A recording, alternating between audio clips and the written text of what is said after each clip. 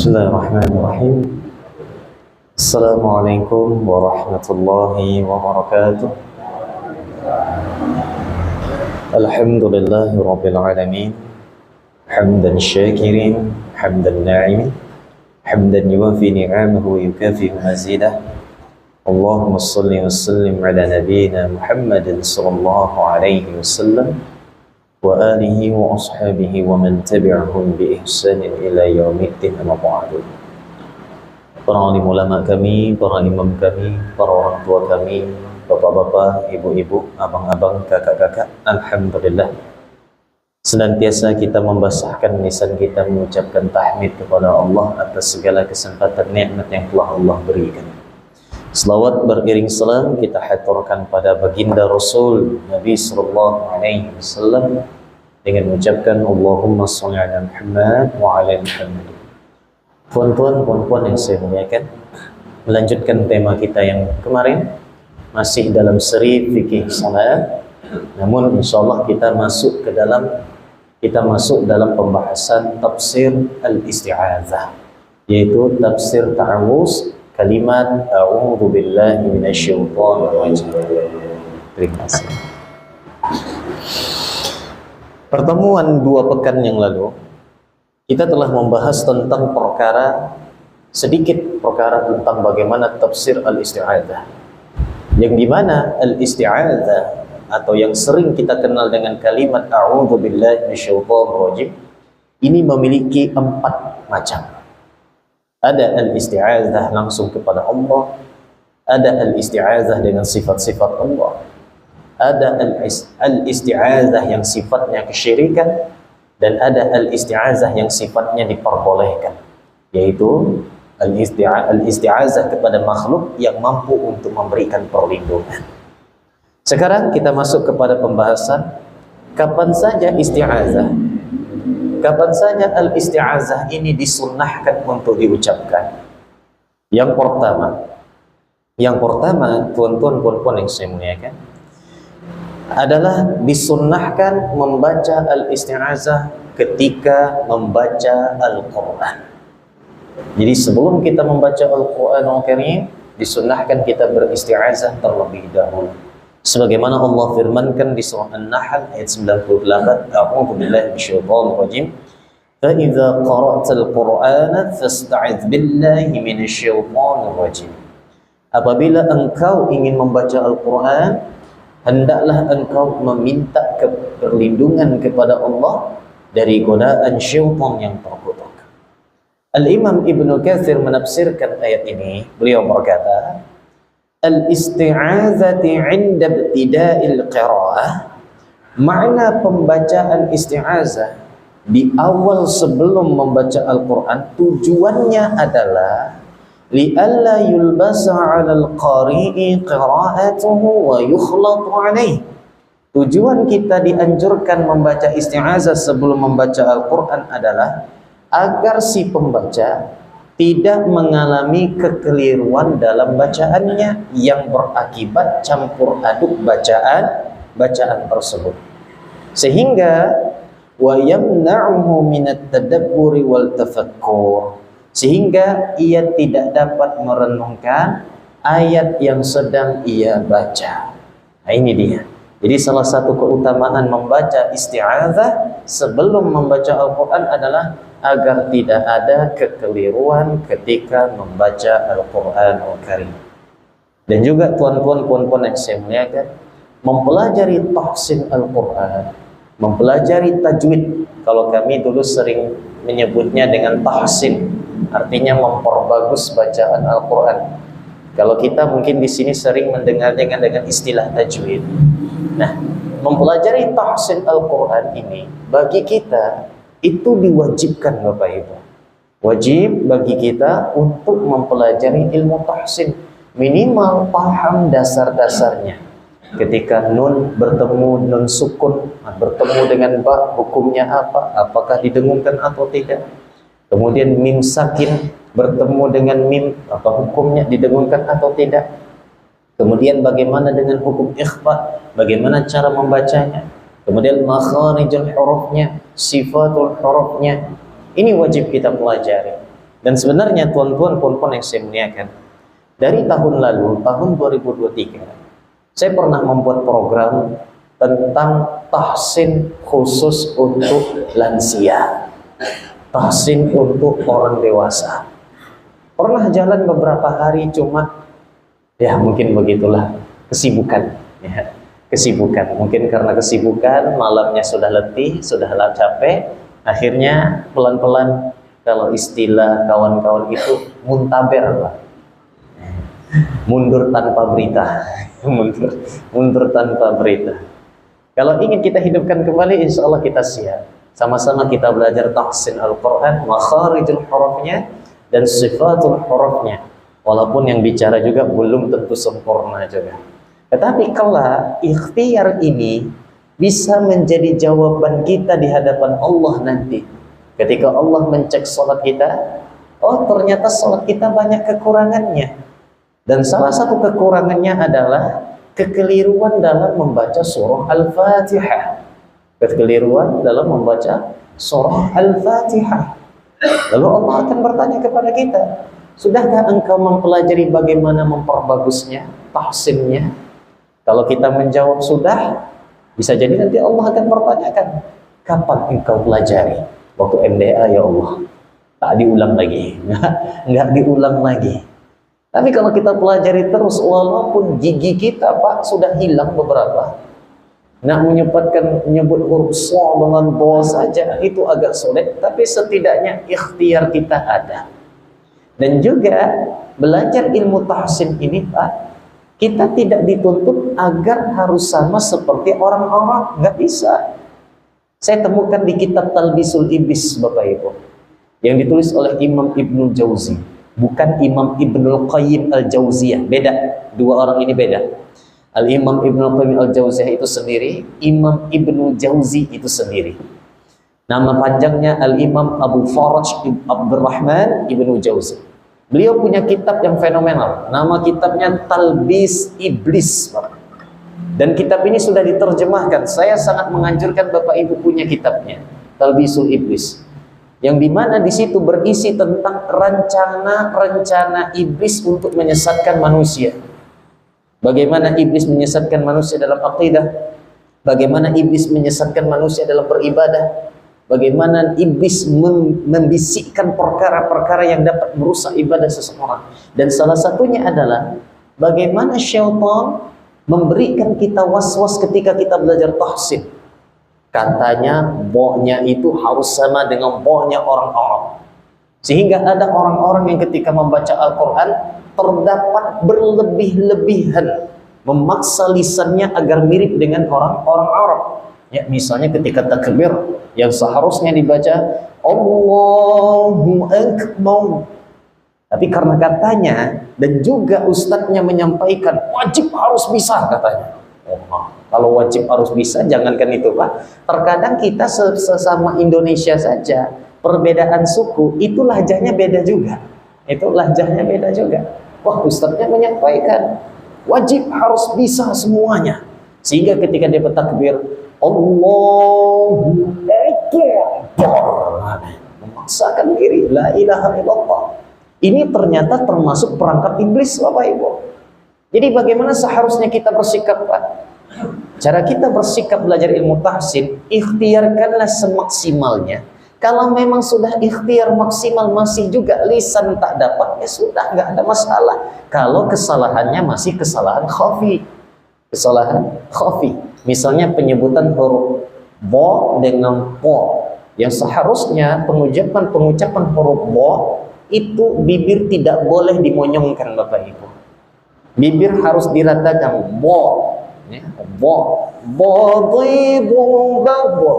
tidak boleh bo. Nah, tapi kalau memang tak dapat lagi, tak sengaja kita menyebut bolin, ya sudah, jangan dipaksakan. Hati-hati talbis iblis bermain di situ. Bermain di situ. Jadi ikhtiarkan semaksimalnya. Kalau memang sudah tak dapat lagi dan kesalahannya masih kesalahan khafi yang masih tersembunyi, nggak ada masalah. Tetapi kalau kesalahan jali, bukan gang jali, kesalahan jali itu jelas kesalahannya, tetap wajib kita memperbaikinya. Misalnya contoh, sebagian teman kita ada yang mengucapkan huruf Z dengan huruf J. Air Zam-Zam disebut dengan air jam-jam.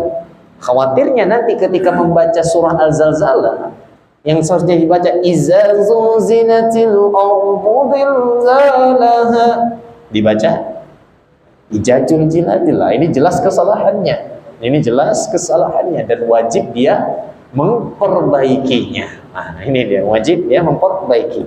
Karena kita pernah bertemu Bapak Ibu.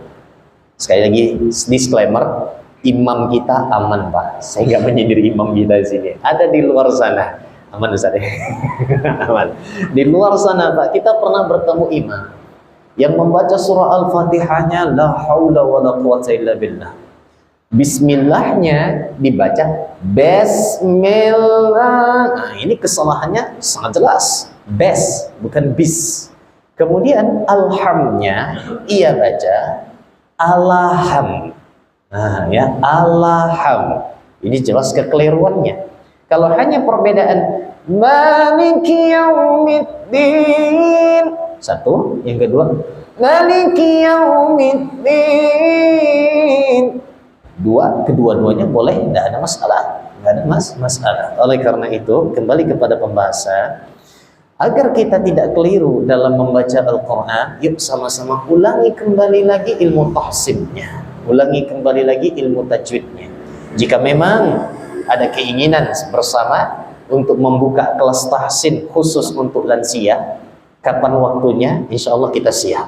Insya Allah kita siap. Dan perangkat-perangkatnya sudah kita persiapkan insya Allah. Tetapi saya pun juga belum tentu sempurna Bapak Ibu ya. Kita sama-sama belajar tahsinnya saja insya Allah. Baik Bapak Ibu yang saya muliakan, jadi itu salah satu keutamaan beristi'adzah sebelum membaca Al-Quran. Bagaimana kalau misalnya, ini kajian ibu-ibu kemarin saya sampaikan di hari Rabu. Bagaimana Bu kalau misalnya ibu sedang membaca Al-Quran, lagi asiknya, lagi khusyuknya membaca Al-Quran, bapak sedang mandi di belakang, minta tolong ambilkan anduk, tolong ambilkan anduk, ibu lagi baca Quran. Apa yang akan ibu lakukan? Dek, tolong ambilkan anduk, ibu lagi baca Quran. Apa yang akan ibu lakukan?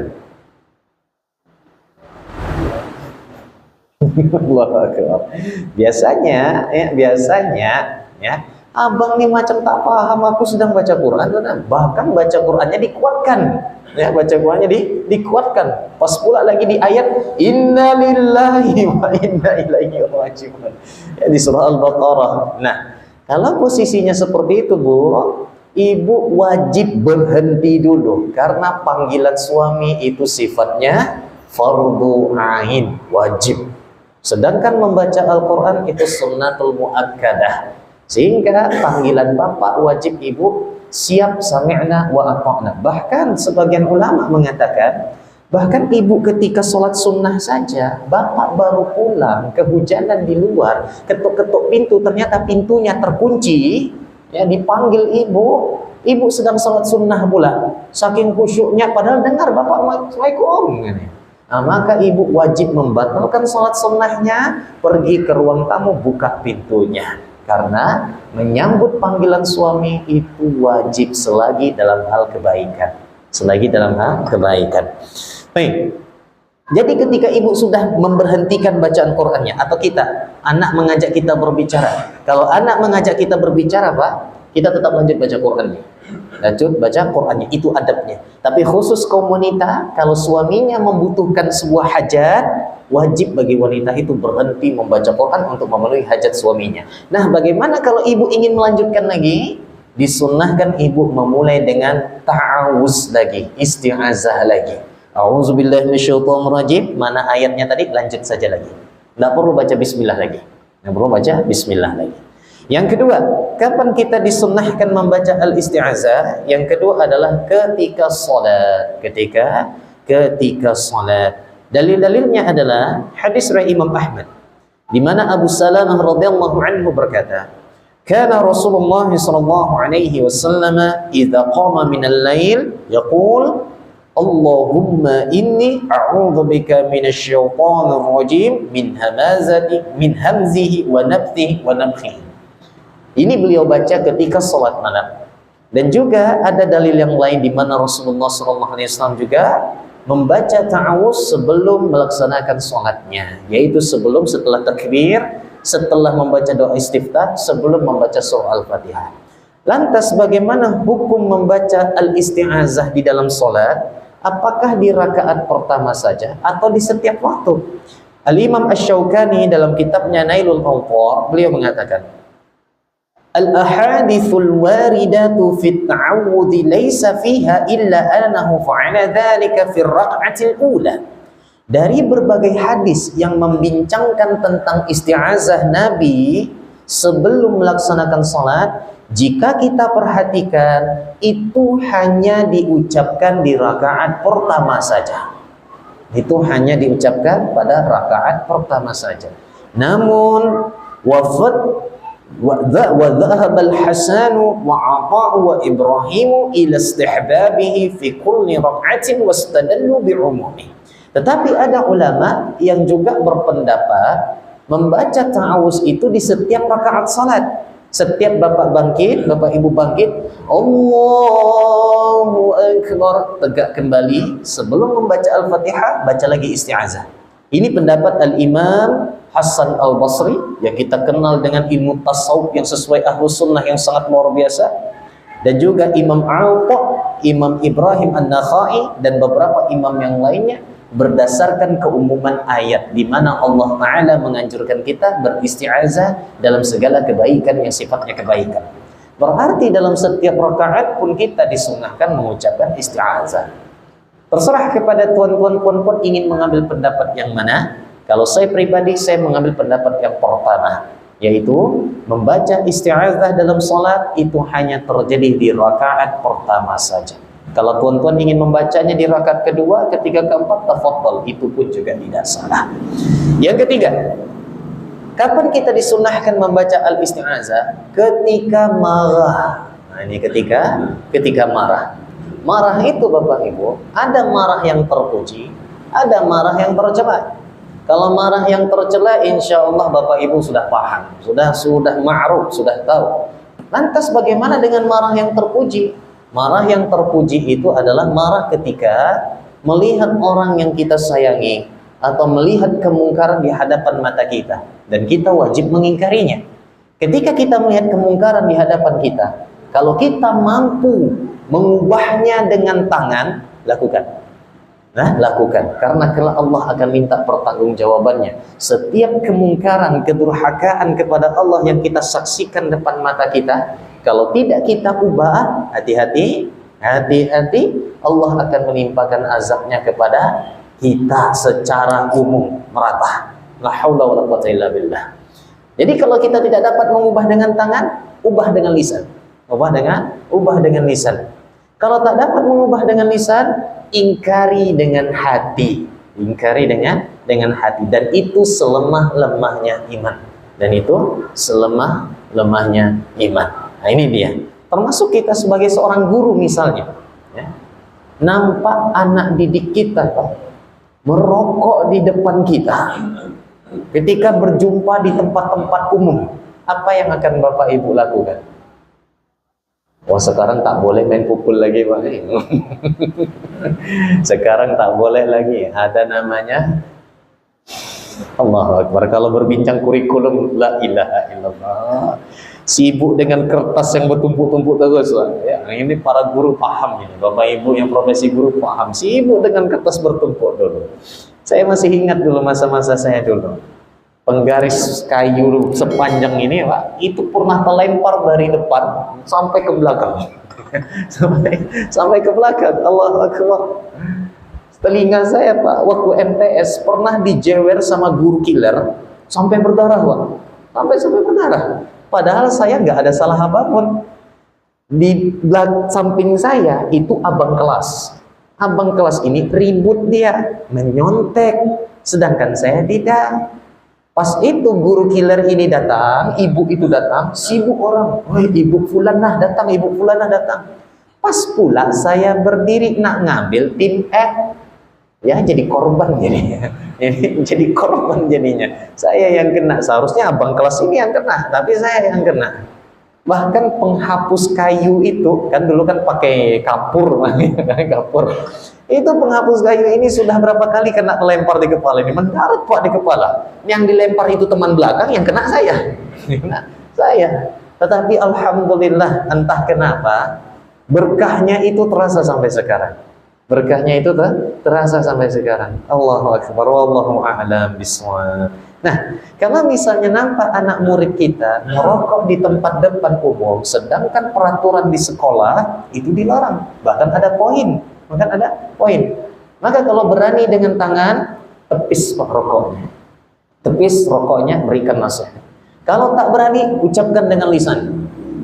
Kalau tak juga berani, terakhir dengan hati, dan itu selemah-lemahnya iman. Allahu akbar. Baik, bagaimana kalau kita marah tadi? Jadi itu marah yang terpuji. Tapi bagaimana dengan marah yang tercela? Baik, Sulaiman ibnu Surat berkata, "Kuntu janisan ma'an Nabi sallallahu alaihi wasallam wa rajulani yastabbani fa ahaduhuma ihmarra wajhuhu wa infakhat awdajuhu." Pada suatu hari aku duduk bersama dengan Nabi sallallahu alaihi wasallam. Kemudian aku melihat ada dua orang laki-laki saling bertengkar, mengeluarkan kata-kata yang kotor, mengeluarkan kata-kata kotor satu sama lainnya. Lalu salah seorang dari mereka saking marahnya merah wajah dia, merah wajahnya, tegang pula urat lehernya. Wah, ini udah ngeri dah nih, udah ngeri. Maka kata Nabi sallallahu alaihi wasallam, "Inni la'alamu kalimatan law qalaha dhahaba anhu ma yajidu." Laqala a'udzu billahi minasyaitonir rajim dhahaba anhu ma yajidu. Kata Nabi SAW, sesungguhnya aku tahu sebuah kalimat yang kalau mereka ucapkan dengan ikhlas di dalam hati, maka akan hilanglah amarah mereka, yaitu ucapan a'udzu billahi minasyaitonir rajim. Sekira dia mau membacanya, maka hilanglah amarah yang dia alami. Tapi bagaimana kalau misalnya dia masih marah? Nabi memberikan solusi yang lain. Udah a'udzubillahi minasyaitonirrajim, udah dia ucapkan, tambah marah. Ya, setannya bereaksi, setannya bereaksi. Nah, itu dia. Ucapkan lagi, a'udzubillahi minasyaitonirrajim, makin meledak, tapi ditahan, ditahan. Masih juga marah, maka Nabi memberikan solusi. Siapa yang marahnya berdiri, bawa dulu. Bawa dulu, tenangkan diri. Masih juga marah, kata Nabi, bawa berwudu, berwudu. Tambah lagi satu rumus, Pak. Kalau istri marah di rumah, Pak, udah bawa duduk pun juga masih marah. Disuruh berwudu pun juga masih marah. Bawa ke toko emas, Pak. Ya, insya Allah hilang marah dia. Insya Allah hilang marah dia. Allahu akbar. Kalau kita marah biasanya, Pak, kan kita pergi aja keluar. Entah duduk di kedai kopi, jumpa dengan kawan dan lain sebagainya, pasti balik lagi. Selesai marah kita. Nah, ini. Tapi kalau ibu-ibu marah, hati-hati, Pak. Walaupun sudah reda, itu sementara, Pak. Nanti kalau Bapak buat kesalahan lagi, kesalahan Bapak tahun lalu tuh masih ingat, Pak. Ya, masih ingat ya. Allahu akbar. Ya, begitulah Allah menciptakan kita berbeda-beda. Wanita Allah ciptakan dengan perasaan yang didahulukan. Laki-laki diciptakan dengan logikanya yang didahulukan. Ya, kalau laki-laki kalau marah, udah selesai, udah perkaranya, udah jangan dibahas lagi, dah pening. Itu kita. Kalau perempuan tak bisa, Pak. Bahkan mungkin besok subuh masih dibahas. Kalau masih ada serak di dalam hatinya yang masih belum selesai, ya wajar. Allah menciptakan punya kelebihan masing-masing. Kalau laki-laki dengan perasaan, bahaya, Pak. Bahaya. Kerja dikit aja, ya, disalip sama kawan dalam bekerja, tersindir hati, main perasaan, tak kerja-kerja tuh. Tidak kerja-kerja. Tapi karena laki-laki diciptakan dengan logika, lebih didahulukan logika, dia tetap lanjut bekerja. Dia tetap otot kawat tulang besi. Insya Allah nih di lapangan sana. Baik, tuan-tuan, puan-puan yang saya muliakan. Yang keempat, kapan kita disunahkan mengucapkan isti'azah? Ketika hendak masuk WC. Ya, ketika hendak masuk tandas, dan ini memang dianjurkan. Bagaimana cara masuknya? Pertama dengan kaki kiri, tapi sebelum Bapak Ibu melangkah kaki kiri, ucapkan bismillah dulu, baru Allahumma inni a'udzubika minal khubuthi wal khaba'is. Ya Allah, aku berlindung kepadamu dari syaitan laki-laki dan syaitan perempuan. Berarti bangsa jin itu ada jenis kelamin juga, Pak. Ada laki-laki, ada perempuan. Betul kata Allah, aku menciptakan makhluk itu dengan berpasang-pasangan. Termasuk bangsa jin pun juga punya pasangannya. Nah, ini dia. Dan mereka, Allah sunnatullah, mereka menikah dengan pasangannya masing-masing. Bukan beda alam. Ya, bapaknya dari kalangan manusia, emaknya dari kalangan jin. Tapi uniknya, Pak, ketika kita mengkaji kitab-kitab syarah hadis para ulama, ulama pun juga membahas apa hukum menikah dengan bangsa jin. Ada ternyata pasalnya. La ilaha illallah. Ternyata di situ dua pendapat, Pak. Pendapat pertama, boleh nikah dengan bangsa jin yang seagama. Cuma masalahnya kalau boleh, Pak, anaknya macam mana? Anaknya macam mana? Apakah anaknya seperti waktu masa kami kecil dulu ketika ada pasar malam, anak genderuwo? Ya, apakah itu anaknya? Bukan, Pak. Bukan, itu ada kelainan genetik, Pak. Bukan itu campuran manusia dengan jin. Jadi genderuwo dipamerkan di pasar malam. Bukan, Pak, ya. Tapi saya masa kecil percaya pula. Sampai waktu SD pulang dari pasar malam diceritain sama kawan-kawan. Wih, anak genderuwonya seremnya, badannya besar, bulu-bulu badannya, ya, bulu rambutnya panjang pula, lagi pandai pula orang pasar malam membuatnya kayak gitu. Ya, padahal itu kelainan genetik, kelainan genetik. La ilaha illallah. Nah, ini dia. Kalau punya anaknya macam mana? Apakah anaknya nanti pas lahir dari kalangan jin, ataukah nanti kalangan manusia? Atau dia bisa bercampur, Pak, bisa menghilang? bisa menghilang. Nah, ini dia. Makanya kita lebih setuju pendapat ulama yang mengatakan tidak ada faedahnya nikah antara manusia dengan bangsa jin. Nggak ada faedahnya. Dan juga nggak bisa dinalurikan. Memang perkara gaib banyak yang nggak bisa dinalurikan. Tetapi nggak ada faedahnya nikah dengan bangsa jin. Mending nikah dengan bangsa sendiri. Ya, jangankan nak mendapatkan pasangan dari bangsa jin, Pak. Mendapatkan pasangan dari manusia aja kadang susah. Ya, apalagi jujurannya, ya, maharnya, pesta pernikahannya kan susah juga tuh. Ya, ya. Allah Akbar. Baik-baik saya muliakan. Jadi dalam hadis ini, di sini memang disebutkan bahwa jin itu ada dari kalangan laki-laki, ada dari kalangan perempuan, dan kita disunahkan mengucapkannya. Apa faedahnya kalau Bapak Ibu mengucapkan ini? Maka aurat kita, yang kita membuka aurat di dalam kamar mandi, Allah butakan mata jin itu melihat aurat kita. Karena pernah saya ceritakan sebelumnya, pernah ada kejadian, Pak, waktu di Panam dulu, di Pekanbaru, ada mahasiswi minta tolong untuk diruqyah. Waktu itu kami menyaksikan guru kami yang meruqyahnya waktu itu, yang dimana perutnya ini besar, Pak. Perutnya ini besar. Besarnya dalam beberapa hari saja. Ketika di ronsen kosong isinya. Maka ketika diruqyah pelan-pelan perut itu mulai kempes. Besarnya itu nggak sebesar ini, Pak, ya. Menggembung sedikit, dan itu membuat dia sakit.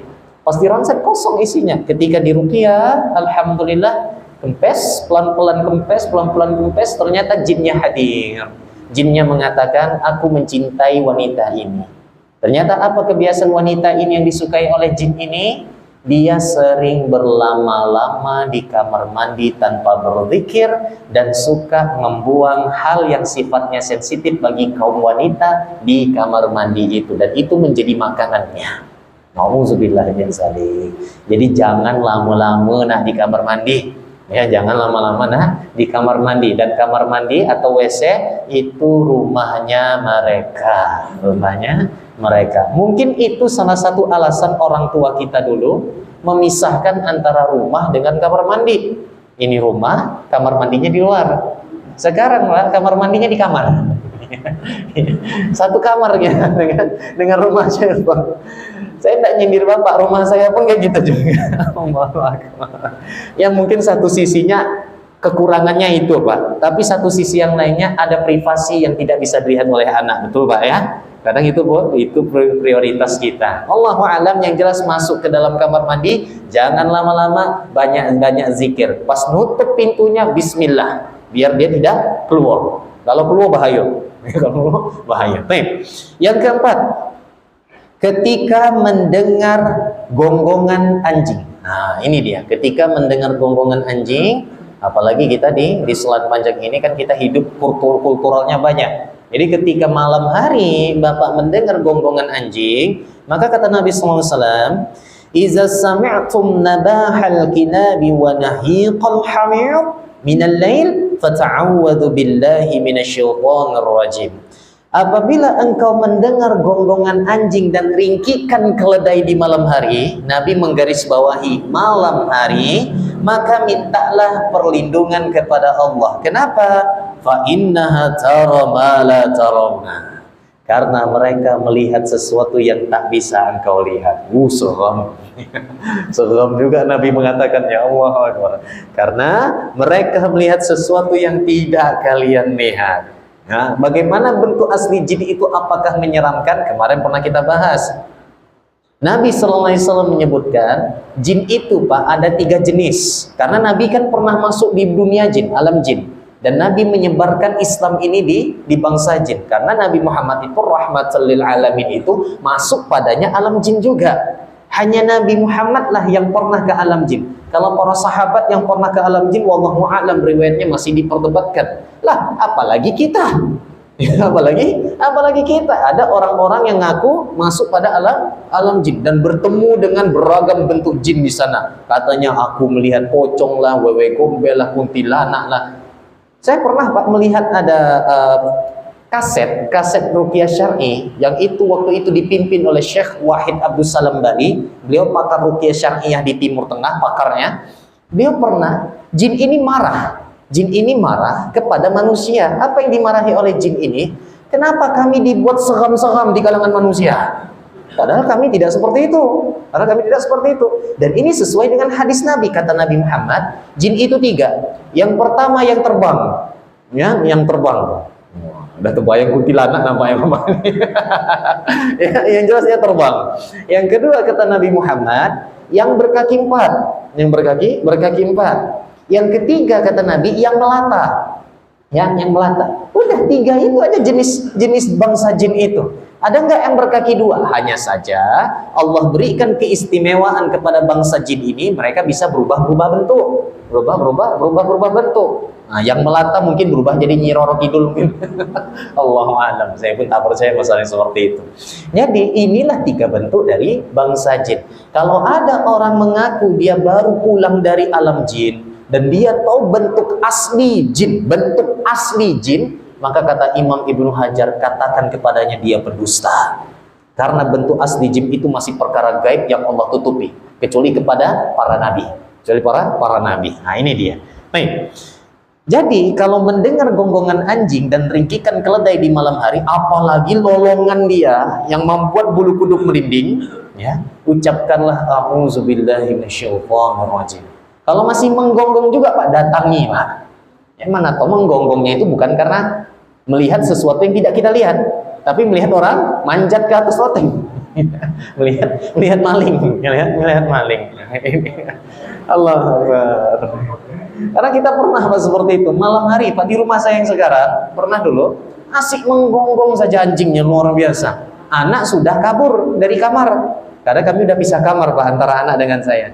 Jadi anak datang jam 12:30 ketok kamar, Bapak, anjingnya tak berhenti menggonggong Pak. Padahal abang sudah mengucapkan a'udzubillahi minasyaitonirrajim, seharusnya berhenti. Ya, itu ya pemikiran polos anak-anak. Akhirnya saya keluar, saya bawa apa tuh Pak? Batok besi yang bisa dilipat itu, yang begini kan? Saya bawa batok besi, kayak saya keluar sambil cari senter. Ternyata anjing ini menggonggongi biawak,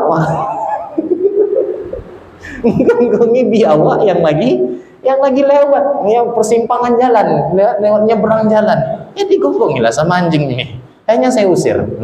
Nah, ini dia. Tapi tetap kita mengakukan sunnah Nabi, karena bisa jadi walaupun itu biawak, bisa jadi itu siluman biawak. Ya, bisa jadi juga karena syaitan ini bisa berubah bentuk menjadi makhluk Allah. Tetapi kemarin pernah kita bahas, syaitan, jin, kalau mau berubah bentuk, dia akan mikir-mikir dulu. Karena kalau dia berubah bentuk menjadi seekor hewan, hukumnya sama seperti hewan itu. Berubah jadi biawak, hukumnya seperti biawak, bisa dipegang, bisa ditempeleng. Bisa, ya. Bukan seperti di film, berubah bentuk jadi manusia, pas dipegang jadi asap. Jadi asap tembus pandang. Enggak. Ya film itu banyak kedustaannya itu. Enggak benar. Ah, ini jin-jin yang di sini di mana?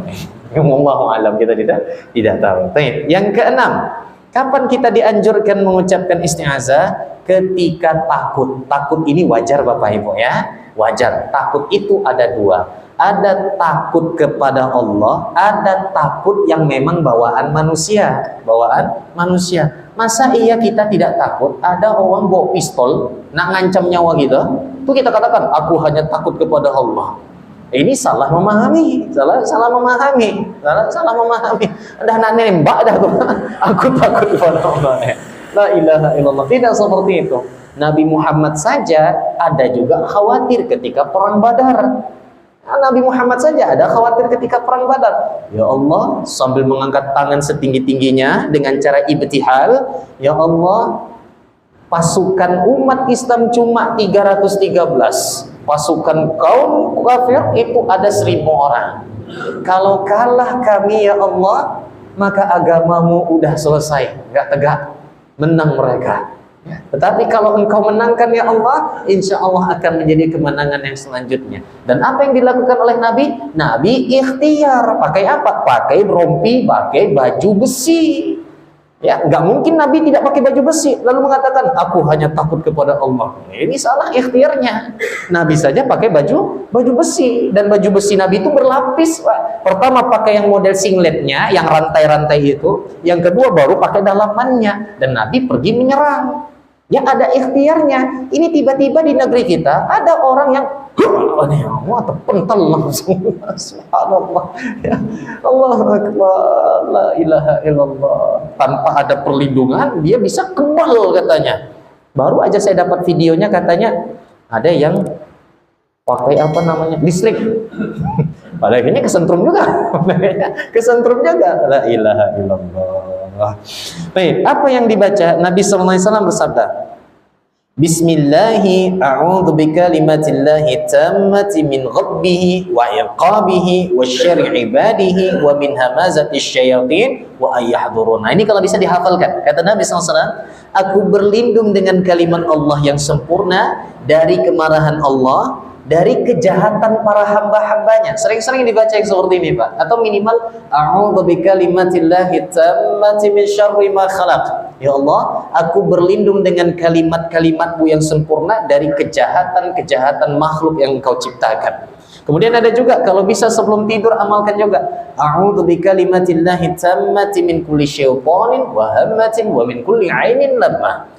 Ya Allah, aku berlindung kepadamu dari kehadiran syaitan, kemudian dari binatang-binatang yang berbisa, yang beracun. Karena kita tidak tahu Bapak Ibu. Saya pernah mengalami, Pak. Ketika tidur di malam hari, jam 2:30 saya terbangun karena ada yang melata di tangan saya. Ternyata ada kalajengking. Kalajengking waktu itu masih aktif-aktifnya meruqyah. Tentu konsekuensi peruqyah adalah dia akan kena impactnya juga, dia akan dampaknya juga kalau dia lupa mengingat Allah. Ya, yang namanya jin pun juga makhluk Allah. Dia pun juga masih seperti anak-anak, punya dendam juga, dia punya rasa dendam juga. Jadi pernah Pak, kalau jengking, disengatnya saya di sini, di jari ini, masih ingat kali saya, disengatnya di jari ini. Saya sudah khawatir karena saya tak punya ilmu tentang ilmu kalajengking, Pak. Saya taunya kalau orang kena sengat kalajengking ini bahaya nih, harus pergi ke puskesmas minta suntikan antitoksinnya. Ternyata kata istri, sebentar Bang, sini dulu. Dipegang tangan saya sama istri, dibacakan ayat kursi, disiupkan. Alhamdulillah Pak, nggak bengkak, nggak ada bengkak sama sekali. Ya, walaupun secara sainsnya baru saya pelajari. Bagaimana kita menilai kalajengking itu semakin kuat bisanya? Kalau capitnya semakin kecil, semakin berbahaya dia, Pak. Semakin kecil capitnya, semakin kuat bisanya. Tapi kalau kecapitnya masih gede, kayak kalajengking hitam yang sering kita temui di jalan, itu sengatannya nggak terlalu berbisa. Sakit-sakit, bengkak-bengkak, cuma nggak sampai mengancam nyawa. Nah, tapi perkara ini berbeda. Dibacakan ruqyah, alhamdulillah nggak ada bengkak, Pak. Cuma ada merah kecil saja kayak digigit nyamuk. Dan percayalah Pak, zikir-zikir itu memang mujarab. Zikir-zikir itu memang mujarab. Tinggal keimanan kita kepada Allah, keyakinan kita kepada Allah lagi. Insya Allah. Kita sakit, ikhtiarkan dengan doa zikir sambil ikhtiar juga ke rumah sakit untuk berobat. Nah, karena itu pasti Allah akan memberikan kesembuhan atas izinnya. Kemudian yang ketujuh, ketika muruqiyah. Nah, ini dia. Baik. Kata Nabi sallallahu alaihi wasallam, afwan, kata Ibnu Abbas, Rasulullah sallallahu alaihi wasallam senantiasa meminta perlindungan kepada Allah untuk cucunya Hasan dan Husain. Apa yang didoakan oleh Nabi? U'idukuma bikalimatillahi tammati min kulli syaitanin wa hammatin wa min kulli ainin lammah. Allahu akbar, luar biasa. Ya Allah, aku memohon perlindungan dengan kalimat-kalimat-Mu yang sempurna untuk melindungi mereka berdua dari semua godaan syaitan, hewan-hewan yang mengganggu, serta ain. Ain itu apa? Pandangan dengki. Jadi Pak, ain itu nyata. Ain itu nyata, Bu. Jadi kalau bisa segala prestasi yang kita miliki kalau diupload sesekali nggak ada masalah ya, insya Allah, dengan tetap menjaga niat. Tetapi kalau keseringan, hati-hati, manusia itu tak sebaik Bapak Ibu. Ada juga manusia-manusia ini yang mirip-mirip dengan Abu Jahal juga ya. Allahu Akbar, yang terkadang melihat misalnya Bapak Ibu upload Alhamdulillah juara 1 MTQ dapat 5 juta. Adanya, saya lihat 5 juta bang. Saya lihat ya, tiba-tiba anak bapak itu malam harinya tak dapat tidur karena efek ain dari saya tadi. Jadi hati-hati, termasuk keseringan mengupload kemesraan rumah tangga. Hari ini upload cuap-cuapan bareng, besok upload suamiku membelikan aku baju baru. Besok upload lagi sambil sama-sama buat kue. Tak taunya malam harinya melempar piring. Kenapa bisa? Jadi karena ain dari orang yang melihat status. Karena itu Pak, termasuk kita yang punya anak kecil, ketika orang memujinya, sisipkan, ucapkan Masya Allah. Bukan Subhanallah, ya bukan Subhanallah, tapi Masya Allah. Ya, nampak kita misalnya lagi akikah, ya misalnya nanti yoga sudah nikah misalnya, yogi, lupa tuh saya, yoga menikah punya anak, ya, Pak Ketua punya cucu nanti kan misalnya kan, ada nanti akikahan, ya, ada yang muji, Masya Allah mirip dengan atu dia yang ganteng, Masya Allah, kan jangan lupa ucapkan Masya Allah ketika memuji, pujian apapun Bapak Ibu, termasuk ketika kita punya barang baru, ya misalnya ada yang punya mobil baru, ucapkanlah Alhamdulillah dan Masya Allah, semoga umurnya panjang. Nah, bukan asik foto di depan mobil terus. Kadang bukan mobil kita juga, mobil orang foto juga di situ. La ilaha illallah. Allahu Akbar. Yang punya mobil 10 tahun sudah tak pernah pula dia upload foto. Hati-hati Bapak Ibu yang saya muliakan, hati-hati. Menjadi orang kaya itu tidak terlarang. Silahkan, itu pilihan hidup kita. Yang penting siapkan jawabannya. Harta itu didapat dari mana? Hanya saja Nabi mengatakan yang paling banyak masuk neraka orang kaya, Pak. Bukan kata saya, kata Nabi, yang paling banyak masuk neraka orang kaya. Nah, kayak gitu kalau misalnya Bapak risau, transfer aja ke saya.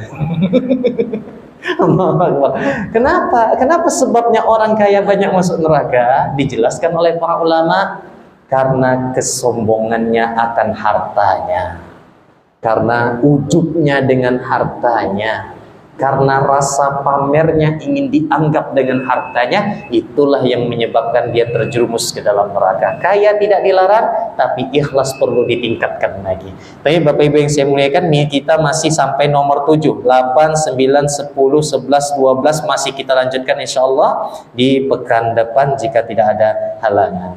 Lebih dan kurang saya mohon maaf, minta tolong dari belakang sangat bahkan situ aja, sekali atau 2 kali jadilah. Nih, mungkin hanya itu yang dapat saya sampaikan. Subhanakallah bihamdik, asyhadu an la ilaha illa anta, astaghfiruka wa atubu ilaik. Assalamualaikum warahmatullahi wabarakatuh. Yeah.